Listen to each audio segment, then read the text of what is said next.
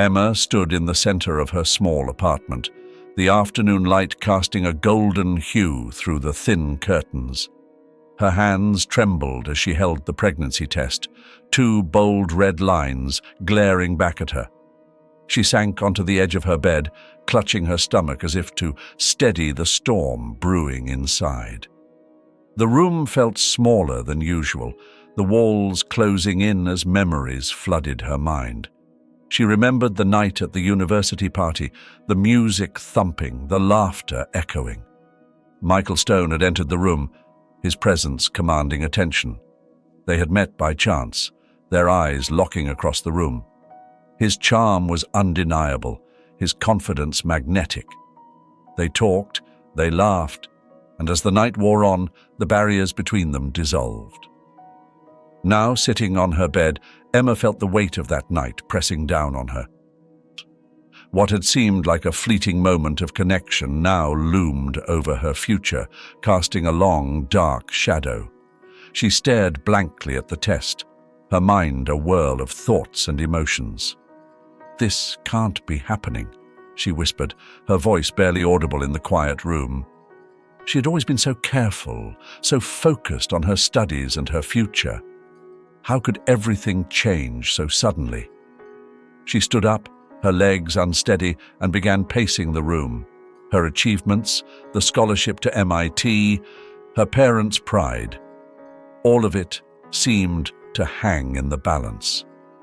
She had worked so hard, sacrificed so much, and now this. Her eyes darted to the stack of textbooks on her desk, a reminder of the future she had been so sure of. "What am I going to do?" she muttered, her hand resting on her stomach. The life growing inside her felt both foreign and intimate, a part of her, yet a stranger. She felt a surge of panic, her breaths coming in short, sharp gasps. Emma forced herself to sit down again, trying to calm the rising tide of fear. She closed her eyes, taking deep breaths, willing herself to think clearly. She remembered her mother's words, always urging her to stay strong, to face challenges head-on. But this was unlike anything she had ever faced. She picked up her phone, her fingers hovering over the screen. Who could she call? Her best friend? No, not yet. She wasn't ready to share this news. Her parents? The thought of their disappointment was too much to bear. She put the phone down, her head in her hands, tears welling up in her eyes. The minutes ticked by, each one stretching into what felt like an eternity. Emma wiped her tears, forcing herself to stand up. She needed to clear her head, to figure out her next steps. She walked to the window, looking out at the bustling street below. Life outside continued as usual, indifferent to her turmoil. She turned away from the window, her eyes landing on the photo of her family on the dresser. Her parents' smiles, her father's proud stance, her mother's loving gaze. How could she face them? How could she tell them that their dreams for her might be slipping away? Emma took a deep breath, trying to gather her thoughts. She needed a plan. She needed to figure out what this meant for her future, for her dreams. But first, she needed to accept the reality of her situation. She looked at the test one more time, the red lines a stark reminder of the life growing inside her. With a heavy heart, Emma decided to tell her parents. She knew it wouldn't be easy, but it was something she had to do. That evening, she went to her parents' house for dinner. The familiar scent of her mother's cooking greeted her as she entered the warm, inviting home. "Emma, you're here!" Her mother Helen smiled warmly, her eyes twinkling with pride. "We've been waiting for you." "Hi, Mom," Emma replied, forcing a smile. "Where's Dad?" "He's setting the table. Come on, let's join him." The dining room was beautifully set, the table adorned with flowers and their finest china. David, her father, was meticulously arranging the last of the utensils. He looked up, his face breaking into a broad grin when he saw Emma. "There's my girl," he said, wrapping her in a tight embrace. "How's my future MIT graduate?" Emma's stomach churned. She had always been the pride of her family, the beacon of hope. Tonight, she would shatter that image. "Can we sit down? There's something I need to tell you both," Emma said, her voice trembling. "Of course, sweetheart," David said, his brow furrowing slightly. "Is everything all right?" Emma took her seat at the table, her parents sitting across from her, their faces full of anticipation. She took another deep breath, trying to steady herself. I'm pregnant," she blurted out, unable to hold back the words any longer. A heavy silence filled the room. David's face went from confusion to shock, and finally, to anger. "What did you just say?" he demanded, his voice rising. "How could you let this happen, Emma?" "I didn't plan this, Dad," Emma said, tears welling up in her eyes.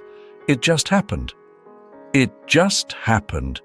You're supposed to be smarter than this," David shouted, slamming his fist on the table. "Do you have any idea what this means for your future, for all the sacrifices we've made?" "David, please," Helen interjected, her voice soft yet firm. "Let's calm down and talk about this." "No, Helen, she needs to hear this," David said, his face turning red. "Emma, you've thrown everything away, all our dreams, all our hopes, gone." Emma's tears flowed freely now. "I'm sorry, Dad. I'm so sorry. I didn't mean for this to happen." "Sorry won't fix this, Emma. Who is the father? Some boy from your university?" David continued, his anger boiling over. It was someone I met at a party," Emma whispered, barely audible. "A party? You got pregnant at a party?" David's voice was almost a roar now. "How could you be so irresponsible?" "Yes," Emma admitted, her voice cracking. "It was a mistake. A one-time thing." David stood up abruptly, his face a mask of rage. "You've brought shame to this family, Emma. I can't even look at you right now." "David, enough," Helen pleaded, tears in her own eyes. "She's our daughter." "She's a disgrace," David spat, clutching his chest suddenly. "I can't breathe." "Dad?" Emma's voice was filled with panic as she watched her father collapse onto the floor. "Dad!" Helen rushed to David's side, her hands shaking as she tried to help him. "Call an ambulance, Emma. Now." Emma fumbled for her phone, dialing the emergency number with trembling fingers. "Please, hurry. My dad, he's having a heart attack." The minutes that followed felt like an eternity. The paramedics arrived and rushed David to the hospital, but it was too late. The doctors informed them that David had passed away. Emma stood in the hospital hallway, her world crumbling around her. Her mother's words cut through her like a knife. "This is your fault," Helen said coldly. "You killed him, Emma. You and your reckless behavior. How could you do this to us?" "Mom, please," Emma sobbed, reaching out to her mother. "Don't touch me," Helen hissed, stepping back. "I can't even look at you. You've destroyed this family." Emma watched as her mother walked away, leaving her alone in the cold, sterile hallway. The weight of her father's death and her mother's hatred pressed down on her, suffocating her. She sank to the floor, her body racked with sobs. The life inside her felt like a cruel twist of fate. She had lost her father, her mother's love, and her own sense of worth in one devastating blow. Days turned into weeks, and Emma found herself trapped in a cycle of guilt and despair. Every corner of her parents' house held memories of her father's pride and dreams for her. Now, it was a place of sorrow and regret. One evening, as Emma sat alone in her room, the silence was broken by her mother's voice from the doorway. "I hope you're happy," Helen said bitterly. "You've taken everything from me." "Mom, I'm so sorry," Emma whispered, her voice hoarse from crying. "I never wanted this to happen." "Sorry won't bring him back," Helen said, her eyes filled with tears of anger and grief. "I can't forgive you, Emma. Not now, maybe not ever." Emma watched her mother walk away again, the door closing with a finality that echoed in her heart. She was left alone with her thoughts, the weight of her father's death and her mother's rejection pressing down on her. She knew she needed to find a way to move forward, for herself and for the baby she carried.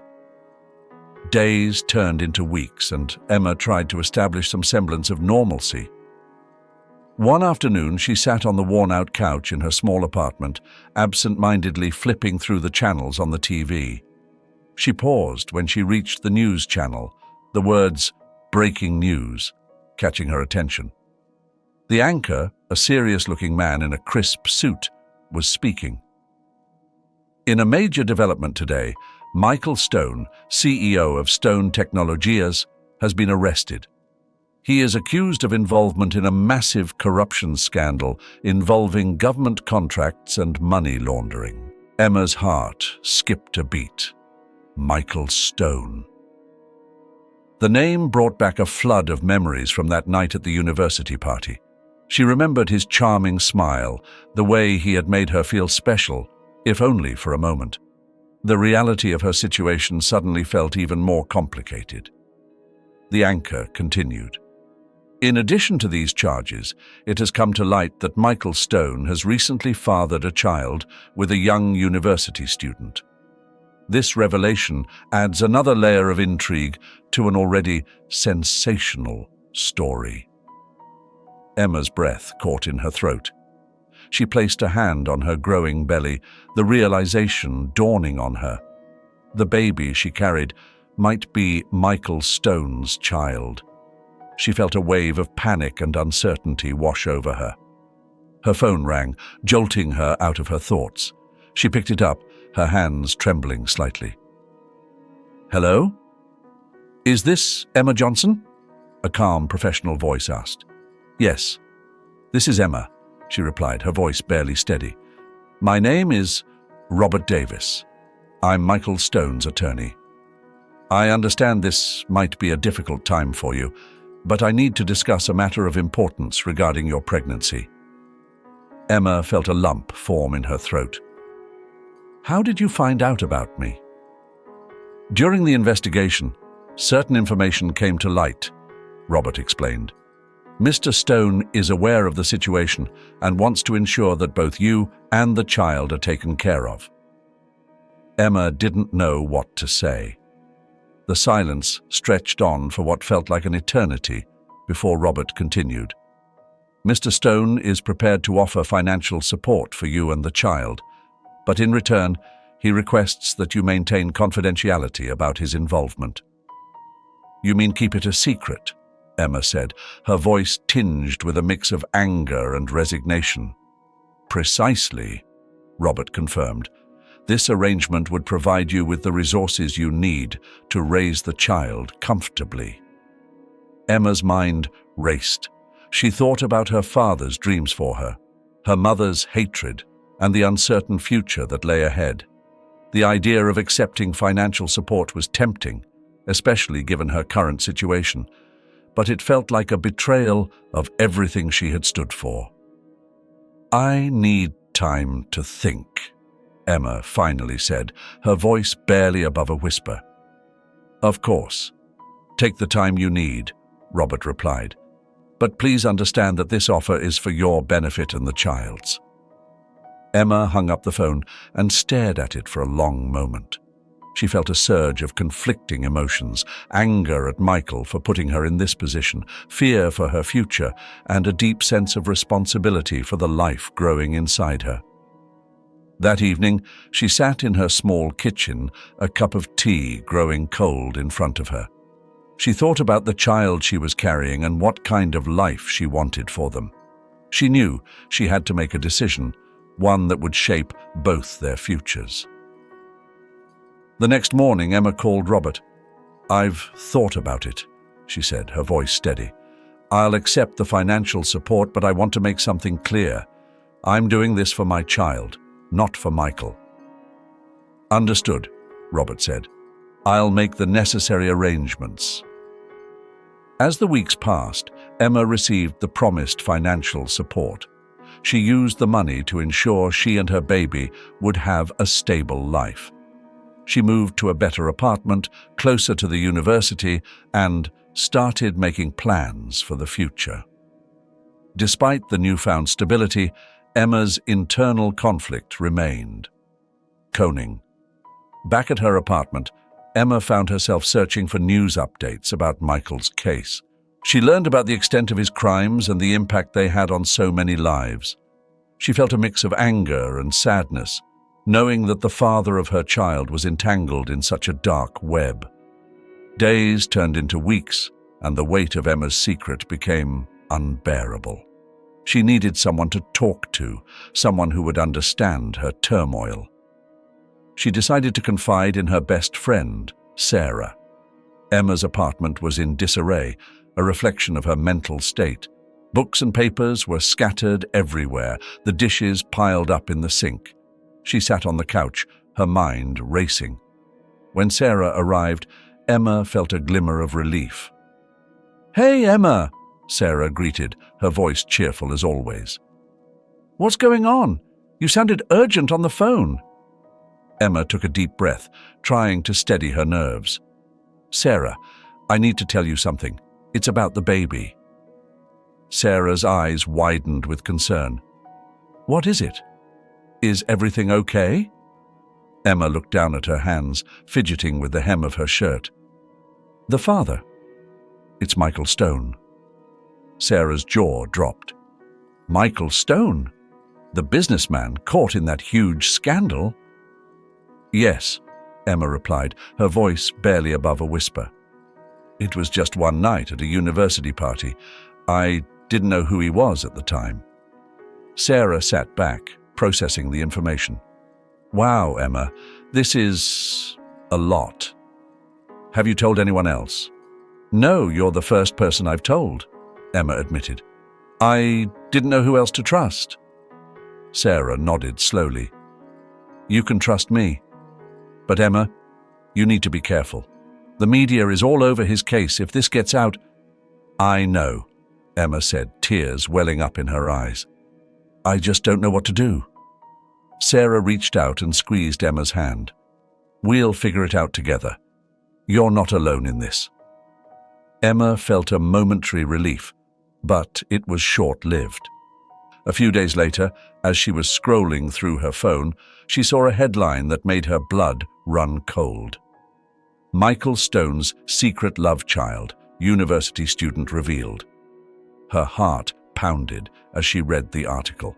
It detailed her connection to Michael, her pregnancy, and even included a photo of her from social media. Emma's world came crashing down around her. How could this have happened? She had only told Sarah. The phone rang, interrupting her spiraling thoughts. It was her mother. "Emma, what is this I'm seeing on the news?" Helen's voice was sharp with anger. "Mom, how could you bring this kind of shame to our family? Haven't you done enough already?" Helen's voice was cold and unforgiving. "I didn't want this to happen," Emma pleaded. "I trusted someone, and they betrayed me." "Well, now the whole world knows. And they're judging you, Emma. They're judging us all." Helen hung up, leaving Emma with the dial tone. Emma felt the walls closing in on her. The phone rang again. This time, it was Sarah. "Emma, I'm so sorry." Sarah's voice was trembling. "I didn't mean for this to happen. I just mentioned it to one person, and it spiraled out of control." "You betrayed me, Sarah. I trusted you." Emma's voice broke with emotion. "I didn't think—" "That's right, you didn't think," Emma shouted, tears streaming down her face. "Now everyone knows, and I'm left to deal with the consequences." Emma hung up, her hands shaking. She felt utterly alone. She decided to step out, needing fresh air to clear her mind. As she walked through her neighborhood, she noticed the stares, the whispered conversations that stopped when she passed by. "Isn't that the girl from the news?" she heard someone say. "Yes, the one with Michael Stone's baby," another voice whispered. Emma felt her face burn with shame. She hurried back to her apartment, slamming the door behind her. She sank to the floor, the weight of public scrutiny pressing down on her. In the following days, the media frenzy grew. Reporters camped outside her apartment building, hoping for a glimpse of her. She couldn't leave her home without feeling the harsh judgment of the world. Her phone buzzed constantly with messages from old friends, classmates, even strangers, all wanting to know the details of her story. Each message felt like a stab to her already wounded heart. Emma sat in the darkness of her living room, the glow of the TV the only light. She watched news segments dissecting her life, pundits discussing her choices as if they knew her. The isolation was suffocating. The next morning, Emma gathered the courage to leave her apartment. She needed groceries, and hiding away wouldn't solve anything. She stepped out, feeling the weight of the world on her shoulders. As she walked through her neighborhood, she could feel the eyes on her.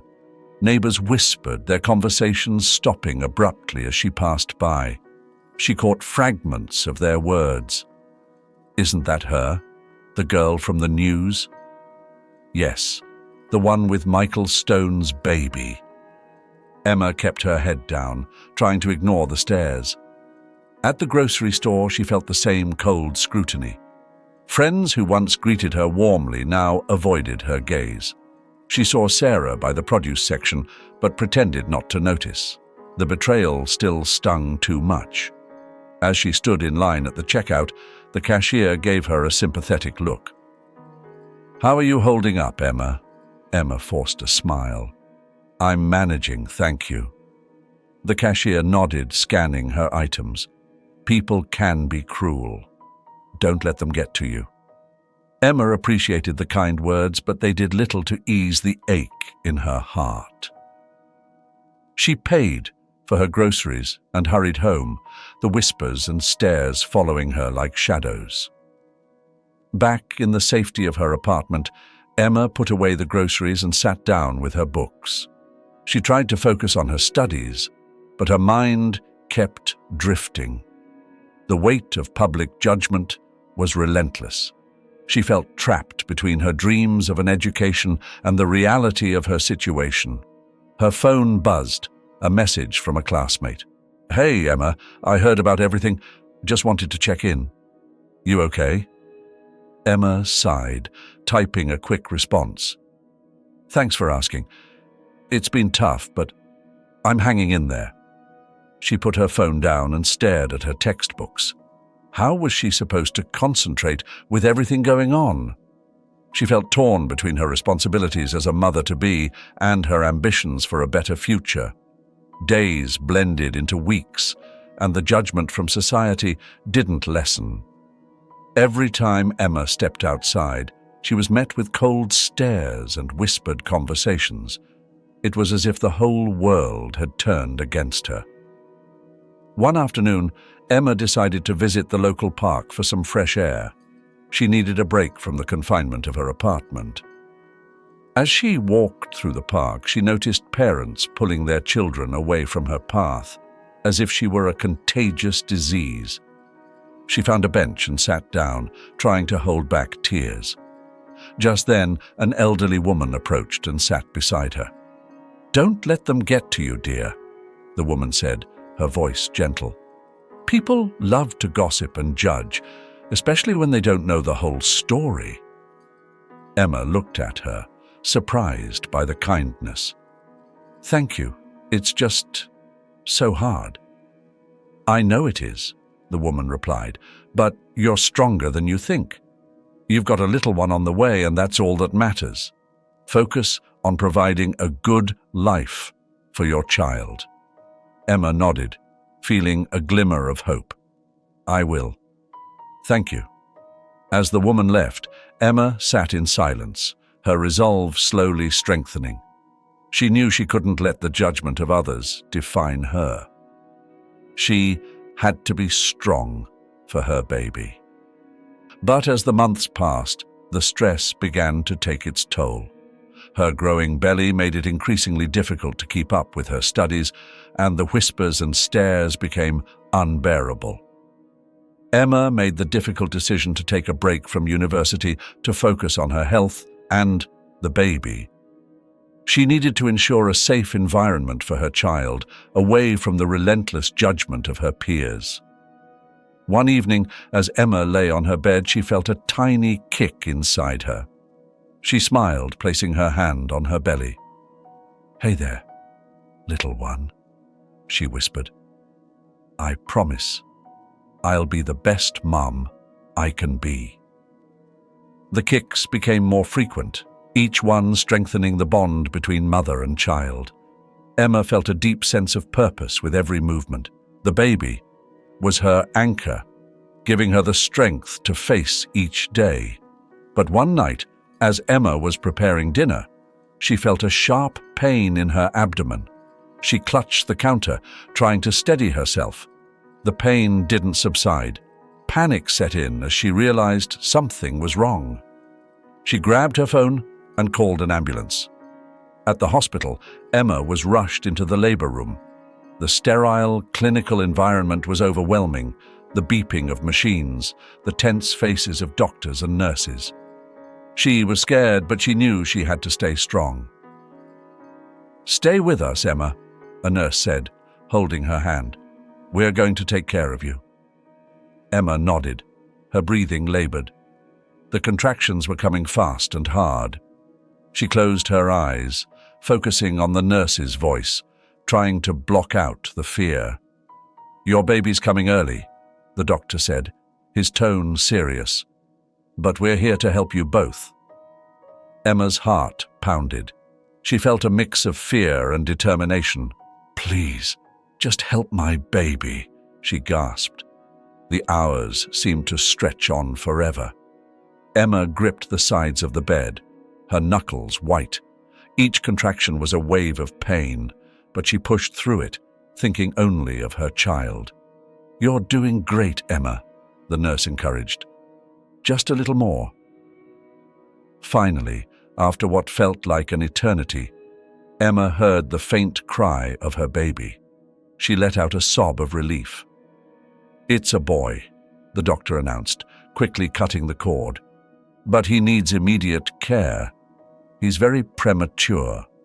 Emma watched as they whisked her tiny son away to the neonatal intensive care unit. Exhausted and in pain, she felt a profound emptiness as the room fell silent. Later, in her hospital bed, Emma stared at the ceiling, her mind racing with worry for her son. She wanted to see him, to hold him. A nurse came in, wheeling a small incubator to her side. "This is Ethan," the nurse said softly, opening a small window in the incubator. "You can touch him." Emma reached out, her fingers trembling as she gently touched Ethan's tiny hand. He was so small, so fragile, but he was here, her son. Tears streamed down her face. "Hi, Ethan," she whispered. "I'm your mum, and I love you so much." The weeks that followed were filled with anxiety and hope. Ethan remained in the NICU, surrounded by machines and doctors working tirelessly to keep him stable. Emma spent every moment she could by his side, talking to him, reading to him, letting him know he was not alone. She watched him grow stronger each day, marveling at his resilience. Despite the complications and the fear, Emma felt an overwhelming love for her son. Every small milestone, a stable heartbeat, a tiny grip on her finger, filled her with gratitude. One afternoon, as Emma sat by Ethan's incubator, A nurse approached with a smile. "He's doing really well, Emma. We're going to try feeding him soon. Would you like to help?" Emma nodded, tears in her eyes. "Yes, please." As she held Ethan for the first time, feeling his warmth against her chest, she knew that every sacrifice, every moment of pain, was worth it. Her contentment was short-lived when, during a routine checkup, doctors discovered something alarming. "Emma," the doctor said gently, "we found a mass in your brain. It's a tumor, and it needs immediate surgery." Emma's heart dropped. She looked down at Ethan, sleeping peacefully in her arms, and then back at the doctor. "What are the risks?" "Surgery is complicated, but it's necessary. We need to act quickly," he replied, his voice steady but filled with concern. Emma nodded, her mind racing. She thought about Ethan, how fragile he was, how much he needed her. The fear of leaving him alone was overwhelming. She knew she needed her mother, despite their strained relationship. Emma had instructed the hospital not to contact her mother, but the nurses, understanding the gravity of the situation, made the call anyway. They needed a family member in case complications arose during surgery. One day, as Emma was taking her first steps without assistance, Michael himself arrived at the hospital. He looked different, less the powerful CEO and more a concerned father. "Emma," he began, his voice sincere, "I'm here to help, in any way I can." Emma studied him, seeing the genuine concern in his eyes. "Ethan deserves a father who's present. If you're serious about this, prove it." Michael nodded, determination in his gaze. "I will. For you and for Ethan." As Emma continued her recovery, Michael's presence became a constant. He visited regularly, bringing supplies for Ethan and helping Emma with her rehabilitation. Slowly, Emma began to see him not as a corrupt businessman, but as a father trying to make amends. Their relationship remained complex, filled with cautious steps and tentative trust. "We're a family, and families support each other," she said, placing a hand on Emma's shoulder. The three of them stood together, united by their love for Ethan. Friends and family mingled around them, offering their congratulations and well wishes.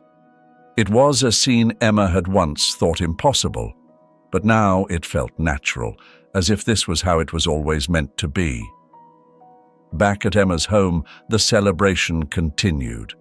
The small apartment was filled with laughter and joy. Ethan, now comfortably nestled in his crib, slept peacefully amidst the gentle hum of conversation. Emma moved through the room, receiving hugs and words of encouragement from everyone. She felt a profound sense of gratitude for the support system she had. These were the people who had seen her at her lowest and stood by her as she rebuilt her life. Michael was there too, helping with the preparations and mingling with the guests. He was no longer just a figure from her past, but an active part of her present and future. His efforts to prove himself were genuine, and Emma found herself slowly letting go of the past hurt. As the evening drew to a close, Emma sat with Helen and Michael, reflecting on the journey that had brought them here. "We've come a long way," Emma said, her voice filled with emotion. Helen nodded, "And we'll keep moving forward, together." Michael looked at Ethan, then at Emma and Helen. "I'm grateful for this chance.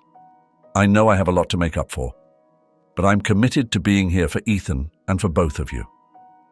Emma smiled, feeling a deep sense of peace. "That's all we can ask for. We're taking it one day at a time." The evening ended on a high note, with everyone feeling the warmth of the new beginnings.